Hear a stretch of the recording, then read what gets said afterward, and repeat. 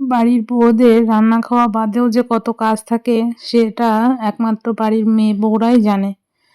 তো আমার সমস্ত রান্নাবান্না হয়ে গেছিলো। আজকে আর তোমাদের সাথে কোনো রান্নাবান্না বা অন্যান্য কাজকর্ম শেয়ার করব না।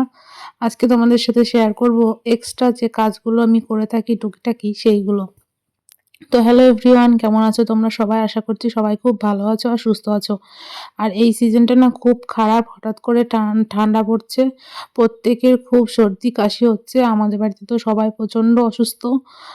ধরতে গেলে মানে প্রায় সবাই, প্রত্যেক ফ্যামিলিতেই প্রায় সবারই সর্দি কাশি হচ্ছে। তো তোমরা যারা ভালো আছো খুব সাবধানে থাকবে, আর যারা অসুস্থ আছো নিজেদের খেয়াল রেখো। সবাই ভালো থেকো, সাবধানে থেকো। তো দেখো রান্নাবান্না করে আমি চলে এসেছিলাম ছাদে। ছাদটা না অনেকদিন পরিষ্কার করা হয়ে উঠছে না। আর ছাদে এসে প্রথমে ছাদটা ঝাড় দিচ্ছে। আর এবার তো কেমন বৃষ্টি হয়েছে তোমরা সবাই জানোই। সেই বৃষ্টির জন্য না ছাদে প্রচণ্ড শ্যাওলা পড়েছিল। আর এখন শ্যাওলাগুলো যেই রোদ পেয়েছে চাপ চাপ ধরে উঠে আসছে, তো সেই শ্যাওলাগুলো নিয়ে এখন ছাদটা প্রচণ্ড নোংরা হয়েছিল। তো আমি এসেছিলাম, এসে ছাদটা পরিষ্কার করে নিয়েছি। আর এই দেখো আমার বরমশাইয়ের বনসাইয়ের কত শখ, সব বনসাই বানিয়ে বানিয়ে রেখেছে। আর দেখো এই যে আমার ছাদটা ঝাড় দেওয়া হয়ে গেছে, এখন কত সুন্দর লাগছে। আর ওই যে ওই টবটাতে ছোট ছোট অ্যাডেনিয়ামের গাছ লাগিয়েছে, আর এগুলো সব আছে। তো আর দেখো একটা বেল ফুলের গাছ আছে, এত ফুল হয় এই গাছটায়, এখন যদিও হচ্ছে না। তো যাই হোক, এই যে গাছটা তোমাদের সাথে দেখিয়ে দিলাম। এবার চলো নিচে যাই। নিচে গিয়ে এই যে দরজাটা দেখছো, গ্রিলগুলোতে প্রচণ্ড ধুলো জমে আছে, কারণ শীতকাল, শীতকাল মানেই ধুলোবালি প্রচণ্ড ওড়ে। আর আমার ছেলে সব সময় এসে না এই গ্রিলগুলো ধরে ধরে খেলবে, তো ওর হাতে নোংরা লেগে যায়, সেই হাতটা আবার মুখে যায়। তো যাই হোক, ওকে খুব সাবধানে রাখি।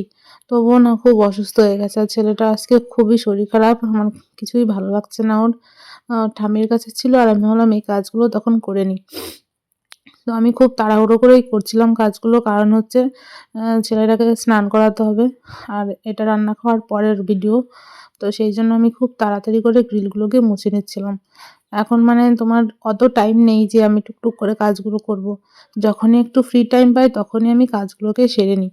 তো মায়েদের বোধহয় এরকমই হয়, আগের মতো আর হয় না। আর আগে তো আমি রোজ দিন সবকিছু পরিষ্কার করতাম, ঘর-তোর দিয়ে, তারপরেও কত টাইম থাকতো, আর এখন আর সেই টাইমটা পাই না। ধরতে গেলে বলতে পারো আজকে আমি একটুও শোয়ার টাইম পাইনি, কারণ ছেলেটার প্রচণ্ড ঠান্ডা লেগেছে। এই কাজটা সেরে স্নান-টান করিয়ে ওকে ঘুম পাড়িয়েছিলাম। তারপরে আবার ঘর-টর মুছেছি। মোছার পরে যেই নিচে একটু স্নান-টান করে ঘরে এসেছি, ও ঘুম থেকে উঠে গেছে।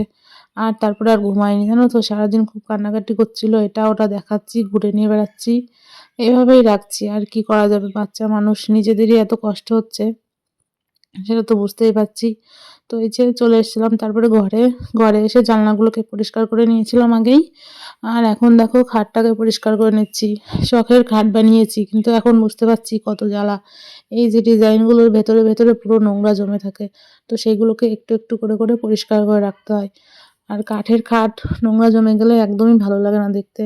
আর দেখো বিছানার চাদর-টাদর কিছুদিন আগেই পেতেছি, মনে হয় ২ দিন বা ৩ দিন হয়েছে। আজকে কাচবো না, সেই জন্য উল্টে উল্টে রেখে দিয়েছি। তো তারপরে আ বিছানাটা ওই খাট-টাট পরিষ্কার করে নিয়ে চলে এসেছিলাম আলমারিটায়। তো এদিকে তেমন একটা ধুলো পড়েনি। টুকটাক একটু মুছে নিলাম আলমারিটা।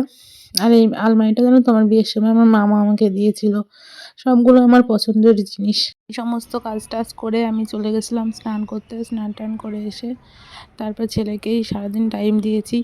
ওর সঙ্গে সারাদিন ছিলাম। আর তোমরা জানিও যে তোমরা ফ্রি টাইমে কী করো? আর যে যারা বাচ্চার মা তারাও জানিও যে তোমরা কিভাবে বাচ্চাকে সামলাও। তো আজকের ভিডিওটা যদি তোমাদের ভালো লাগে অবশ্যই একটা লাইক কমেন্ট করো। আর সবাই ভালো থেকো, সাবধানে থেকো।